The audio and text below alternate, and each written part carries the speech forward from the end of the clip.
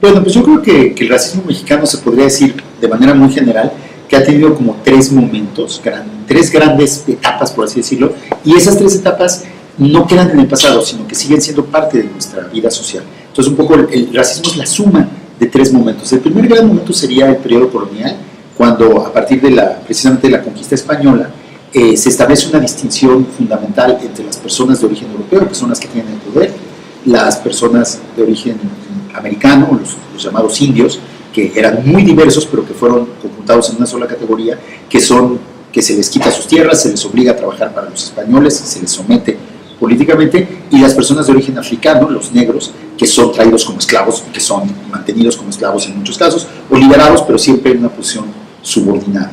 Esta distinción entre castas, entre los blancos, los criollos, los indígenas y los negros, sigue siendo el vocabulario con el que nos referimos a los grupos que hay. También en el periodo colonial surge el grupo mestizo, que era un grupo minoritario, que de alguna manera no entraba en ninguna de esas categorías, pero que era claramente considerado inferior, y en algunos casos inclusive tiene un estatus inferior al de los indios, no siempre, ¿no? Y ahora la categoría mestizo se ha convertido en la categoría dominante, digamos. Y eso es el segundo gran momento, ¿no? A finales del siglo XIX, el México independiente se consolida como una nación y crea una identidad nacional, inventa una identidad nacional que es la identidad nacional mestiza, que es la idea de que todos los mexicanos nos debemos mezclar racialmente para crear una nueva raza homogénea que sería la raza mestiza, en la que participan las mujeres indígenas y los hombres europeos, sobre todo españoles. Pero que la idea del mestizaje es que los indígenas dejen de ser indígenas y se hagan lo más blancos posibles, y que la nación se modernice, se haga liberal, se haga capitalista, pero siga siendo católica, ¿no? También hay una idea, sobre todo guadalupana, ¿no? Sí. Y entonces el mestizo es esta figura moderna, guadalupana, liberal, que tiene un origen indígena, pero que debe dejar detrás su origen indígena y debe transformarse en occidental, debe modernizarse, debe blanquearse. Entonces, la idea del mestizaje, de todas maneras, aunque habla de esta unidad racial, conserva la idea de la superioridad de los blancos, ¿no? Y eso genera un profundo racismo entre los mestizos, ¿no? Desde el siglo XIX, y si uno lee lo que dice Octavio Paz o lo que dicen otros autores que defendían el mestizaje en el siglo XX, Manuel Gamio y otros, claro, queda claro que los superiores son los blancos y que los mestizos, si quieren aspirar a mejorar, deben parecerse lo más posible a los blancos. En ningún momento se plantea que los blancos se hagan más indios, sino que los indios siempre los indios se deben hacer más blancos, ¿no? Entonces, aunque en teoría es una ideología incluyente que lleva a la armonía racial, en realidad entre los mestizos se crea un racismo feroz, que es un racismo que vivimos en el México actual, ¿no? Finalmente, en términos como güero y naco, que se utilizan mucho en la Ciudad de México para marcar diferencias de clase, también marcan diferencias de raza, ¿no? Y el tercer gran momento del racismo mexicano es del mundo contemporáneo, es un poco ya del mundo globalizado, de la cultura de consumo, de los medios de comunicación, y es básicamente el brutal racismo que practica la televisión y la publicidad mexicana, que básicamente excluyen de sus pantallas a cualquier persona que no sea blanca. Claro. Y de esa manera excluyen su pantalla a la inmensa mayoría de la población mexicana, ¿no? Ese es un tercer momento del racismo. Yo creo que, aunado a la desigualdad que ha traído el neoliberalismo en México en los últimos 30 años, México se ha convertido en el siglo XXI, en una sociedad cada vez más racista, cada vez más desigual y cada vez más violenta. Y ahí hay una clarísima responsabilidad de los medios de comunicación en su insistencia en excluir a la mayoría de la población de las pantallas.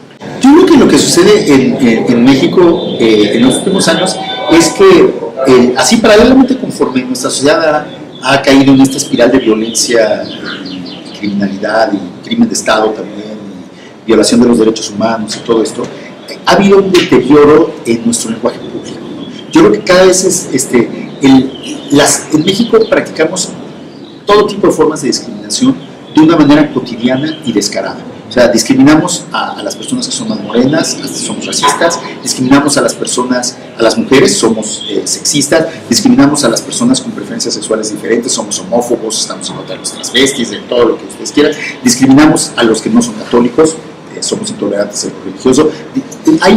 Practicamos una cantidad de discriminaciones, somos brutalmente clasistas, ¿no?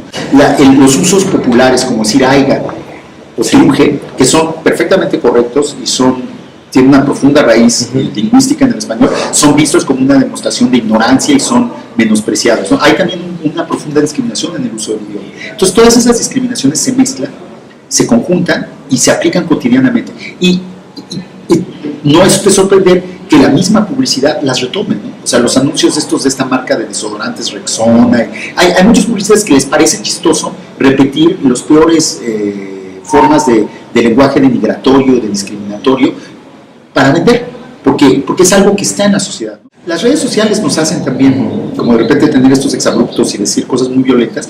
Creo que no es nada bueno. O sea, creo que el humor racista, el humor sexista, el humor clasista alimenta la violencia finalmente. Yo no digo que todo el que haga una broma contra las mujeres pueda ser un feminicida, pero digamos, si vivimos en un medio ambiente, en un medio social en que se devalúa a las mujeres, eso lleva a que haya más tolerancia al feminicidio, ¿no? Y a la trata de personas y todo eso. Lo mismo, hacer bromas sobre los homosexuales, en el fondo es hacerle caldo gordo a la homofobia y a la violencia contra los homosexuales. Entonces creo que tenemos que ser mucho más cuidadosos con nuestras palabras, porque estamos en una situación social tan violenta, tan desigual, que tenemos que ser mucho más, tenemos que encontrar maneras de convivir que impliquen tratarnos con respeto unos a otros y dejar atrás esta dinámica de confrontación y de violencia. No estoy seguro que esté perdiendo la sensibilidad. Yo creo que justamente una de las cosas que ha pasado en los últimos años es que, como tú decías al principio, el tema del racismo era un tema que no se trataba mucho y que es un tema que cada vez se aborda más. Todavía hace 10 años, cuando yo hablaba de racismo en México, una buena parte de las personas negaban que hubiera racismo. Claro. Decían, no hay racismo. Es clasismo, es otra cosa, pero no es racismo.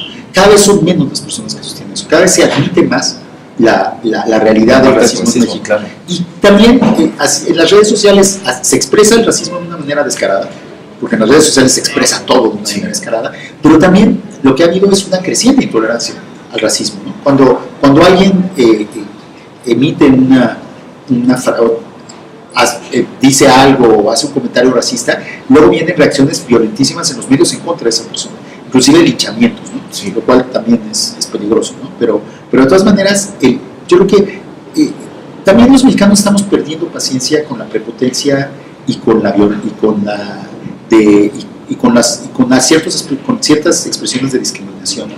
Entonces, no creo que nos estemos desensibilizando, creo que estamos todos muy crispados más bien. Okay. Y entonces lo que hay es como mucha impaciencia, ¿no? Y eso puede ser bueno si logramos que esa impaciencia se transforme en una reflexión sobre nuestras actitudes, y creo que ese es uno de los objetivos del alfabeto. O sea, como quizá dar herramientas por medio del sentido del humor, por medio de la sátira, por medio de la explicación histórica y cultural, dar herramientas para que reconozcamos, por ejemplo, que la palabra naco sí es racista, para que seamos conscientes de lo que significa emplearla, y yo espero para que en vez, la idea no es que entonces ahora insultemos a todos los que utilizan la palabra naco, sino que evitemos utilizarla entre todos o no la favorezcamos. Y así con otras expresiones racistas, ¿no? Un poco yo creo que por medio de la sátira, por medio de reconocernos en esa sátira, podemos tomar conciencia de lo que hacemos y tratar de cambiar nuestras actitudes. Y en efecto, el racismo en México es diferente al racismo de otros países, ¿no? El racismo en México no es público, nunca ha pasado por leyes, como si ha habido leyes racistas en Estados Unidos o en Sudáfrica. Esa es una gran diferencia, pero también otra diferencia con esos países es que en esos países, como el racismo siempre ha sido mucho más abierto y mucho más público, hay un movimiento antirracista mucho más fuerte. O sea, se ha combatido el racismo también. Desde los grupos minoritarios a los propios grupos de origen africano en Estados Unidos, los afroamericanos, los indígenas, los chicanos, hicieron un combate muy fuerte contra el racismo que eran víctimas, ¿no? Y lograron muchas cosas, ¿no? Y una conciencia. Un poco la idea de la corrección política viene de los logros de estos movimientos, que es la demanda de estos grupos de que se les trate con respeto, que a mí me parece una demanda perfectamente justa, ¿no? Pues la verdad no soy, ojalá pudiera tener una idea clara de por dónde vamos.